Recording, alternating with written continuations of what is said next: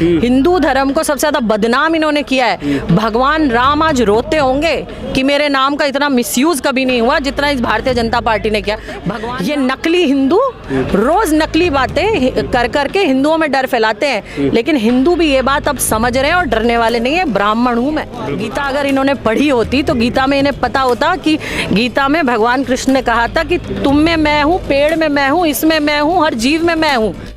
नमस्कार, आप देख रहे हैं लाइव टीवी इंडिया और मैं आपके साथ जुनैद अंसारी। और अभी हम मौजूद है गाजियाबाद में जो है आपको बता दें कि जिस तरीके से अब जो है कुछ दिनों बाद जो उत्तर प्रदेश में जो है भारत जोड़ो यात्रा आने एंट्री करने वाली है, उसको लेकर जोर शोर की तैयारी जो है हो रही है। लेकिन सवाल ये उठता है, जिस तरीके से राहुल गांधी कहते हैं कि मोहब्बत हम बांट रहे हैं, तो क्या भारत में वाकई मोहब्बत बैठी है? सांसद जो प्रज्ञा ठाकुर कह रही हैं कि अब हथियार रखने की बात कर रही हैं, तो डोली शर्मा हमारे साथ, इनसे बातचीत करेंगे सारे मुद्दों पर। मैम, पहले तो आपका बहुत बहुत स्वागत है। धन्यवाद आपका बहुत बहुत। कल जो बयान आया है आपने सुना होगा कि अब जो हिंदू अपनी रक्षा के लिए हथियार रखे, अगर हथियार नहीं है तो सब्जी काटने वाले जो है चाकू को तेज करके रखे, जरूरत पड़ सकती है। इसकी क्या जरूरत है, क्या कैसा बयान है ये?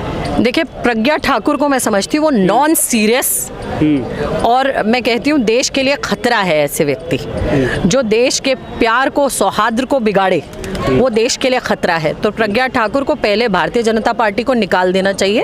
अगर प्यार की बात वो कहते हैं तो प्रज्ञा ठाकुर भारतीय जनता पार्टी में ना होती। तो भारतीय जनता पार्टी जो कहती है वो नहीं करती।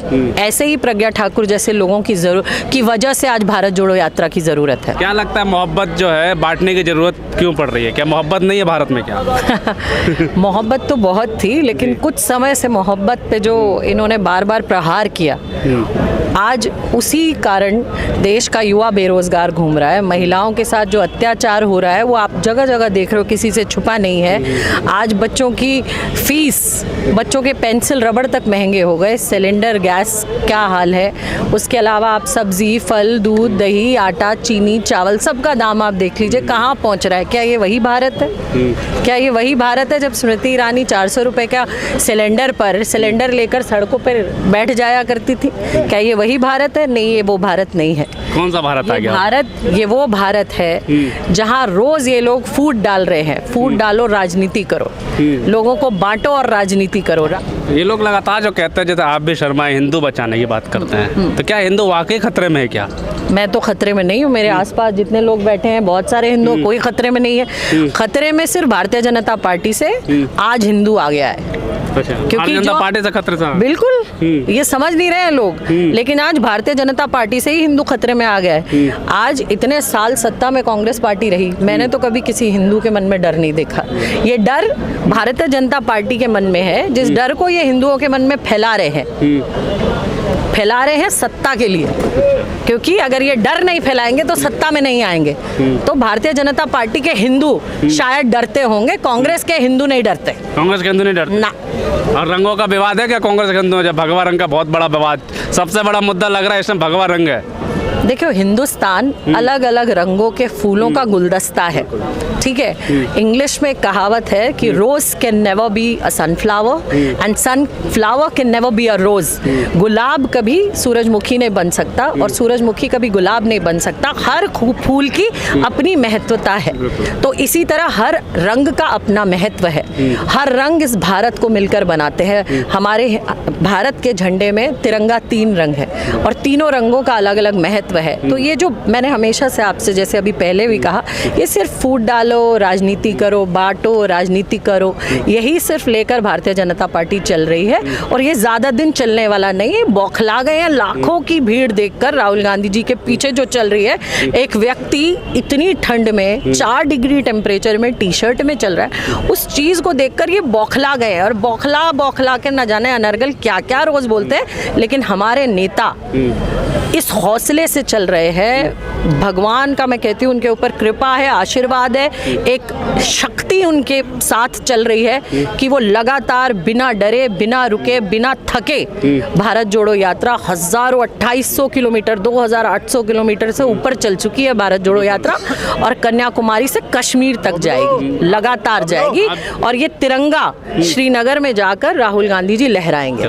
दीपिका पादुकोण जी ने एक जगह कह दिया था कि राहुल गांधी जी हमारे देश के लिए बड़े अच्छे अच्छे काम कर रहे रहे हैं और होपफुली वो एक दिन प्रधानमंत्री जी बन जाएंगे। तो मुझे लगता है शायद इसी बात से भारतीय जनता पार्टी को दिक्कत है। लेकिन मैं आपके माध्यम से कह देना चाहती हूँ, राहुल गांधी जी एक दिन प्रधानमंत्री बनेंगे और हिंदुस्तान के इतिहास में एक ऐसे सफलतम प्रधानमंत्री बनेंगे जिसका विश्व में ये आज जो मोदी जी अपना झूठा अनर्गल ये फैलवाते ना फेक न्यूज, राहुल गांधी जी वो प्रधानमंत्री बनेंगे विश्व में जिसका डंका बजेगा पूरे विश्व में कि राहुल गांधी जी वो सफलतम प्रधानमंत्री होंगे हिंदुस्तान के। आज आप लिख लीजिए। फेक न्यूज क्या फैलाते हैं मोदी जी?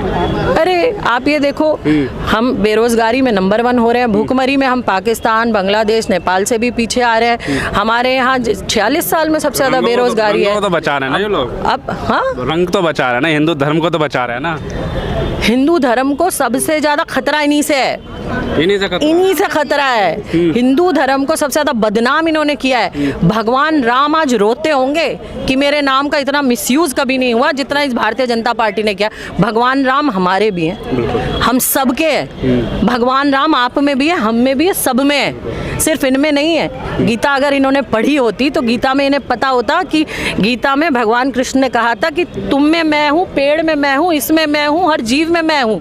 ये जानते ही नहीं है। अगर ये जानते होते, ये नकली हिंदू रोज नकली बातें कर करके हिंदुओं में डर फैलाते हैं। लेकिन हिंदू भी ये बात अब समझ रहे हैं और डरने वाले नहीं है। ब्राह्मण हूँ मैं और बोल रही हूँ, अपने मुंह से बोल रही हूँ। मेरे साथ बहुत सारे हिंदू यहाँ बैठे हैं और सब ये बात समझ रहे हैं। आप वही, मैं सब ब्राह्मण, इसीलिए मैं बात कर रहा था कि जिस तरीके से राहुल गांधी ने भी दिल्ली में कहा था कि दिन रात हिंदू मुस्लिम चल रहा है और भारत में विवाद जो रंगों को लेकर बांट दिया। पहले धर्म में बांटा, अब रंग बांट दिया कि ये भगवा रंग हिंदू का है, हरा रंग किसका होगा फिर? देखिए, मजहब नहीं सिखाता आपस में बैर रखना। हिंदी है हम, वतन है हिंदुस्तान हमारा। तो मजहब कभी भी भेदभाव नहीं सिखाता। हमारा हिंदू धर्म, हमारा सनातन धर्म कहता है वसुदेव कुटुंबकम, सबको साथ लेके चलना। और कहीं कुरान में भी नहीं लिखा, कहीं बाइबल में भी नहीं लिखा, कहीं जैन धर्म में भी नहीं लिखा, कहीं बौद्ध भी ये बात नहीं कहते। हर धर्म प्यार और सौहार्द की बात करता है। सिर्फ मैं ये आज तक नहीं समझ पाई भाजपा कौन से धर्म की बात करती है, क्योंकि हिंदू धर्म में सबको साथ लेने की बात होती है। ये भाजपा नहीं समझती। ये सिर्फ वोट करो, काटो, लोगों को बांटो, लोगों को बस ये वाली राजनीति से सत्ता में आना चाह रहे हैं और डर फैला रहे हैं। फिल्मों से आहत होती है क्या भावना है धर्म? मुझे लगता है 2014 से पहले नहीं हुई थी।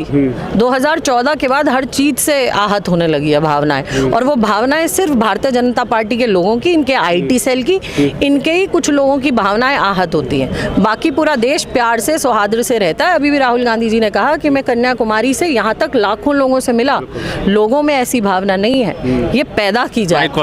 बाइकॉट, ये बाइकॉट गैंग का ही बाइकॉट होगा थोड़े दिन में। अच्छा, हाँ, अच्छा होगा। देख लेना। क्या लगता है फिल्म से कोई नुकसान नहीं होता? धर्म, किसी भी धर्म का कोई फायदा नुकसान? देखो, मैं कहती ये कला कहते हैं उसको आज़ादी देनी चाहिए। उसको उसका क्या उनके अंदर की भावनाएं व्यक्त करने का आज़ादी होती थी हमारे हिंदुस्तान में। नेहरू जी का आपको याद होगा कि हमारे देश में बच्चों के लिए पिक्चरें नहीं बना करती थी। नेहरू जी ने इस भावना को समझा कि हमारे देश के छोटे छोटे बच्चों के लिए, वो विदेश गए और उन्हें समझा कि विदेश के बच्चे आज छोटे छोटे बच्चों की, उनको प्रोत्साहित करने के लिए पिक्चरें बनती है, लेकिन हमारे देश में ऐसा कुछ नहीं होता। नेहरू जी ने छोटे बच्चों को बुलाया, उनसे बात की, आपको क्या पसंद है, आप क्या देखते हो। वो सब देखने के बाद नेहरू जी ने फिल्म इंडस्ट्री में, बॉलीवुड में बात की कि आप बच्चों के लिए कुछ पिक्चरें बनाइए जो बच्चों को देश के लिए, देश की क्या भावना होती है, राष्ट्र के लिए क्या भावनाएं होती है, बच्चों को मनोरंजन के लिए, उनको अच्छी अच्छी शिक्षाएं जो चीज़ें दे, उनके लिए नेहरू जी ने पिक्चरें बनवाई थी। ठीक है, आज जो ये बात करते हैं रामानंद सागर से रामायण राजीव गांधी जी ने कहकर बनवाई थी। जब दूरदर्शन पे रामायण चलती थी तो आसपास के गांव कस्बों में सड़कें बंद हो जाया करती थी और लोग एक जगह गांव इकट्ठा होकर रामायण महाभारत देखा करता था। वो राजीव गांधी जी ने चलवाई थी, रामानंद सागर जी से स्पेशल कह के।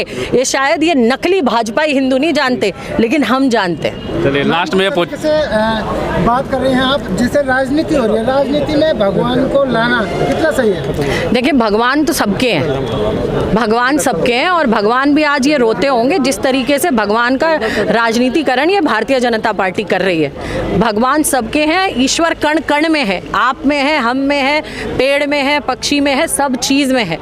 तो ईश्वर को इस तरीके से राजनीतिकरण करना अच्छी बात नहीं है, क्योंकि जो ये भावनाएं होती हैं ना सबकी, हमारा देश भावनाओं से बना है।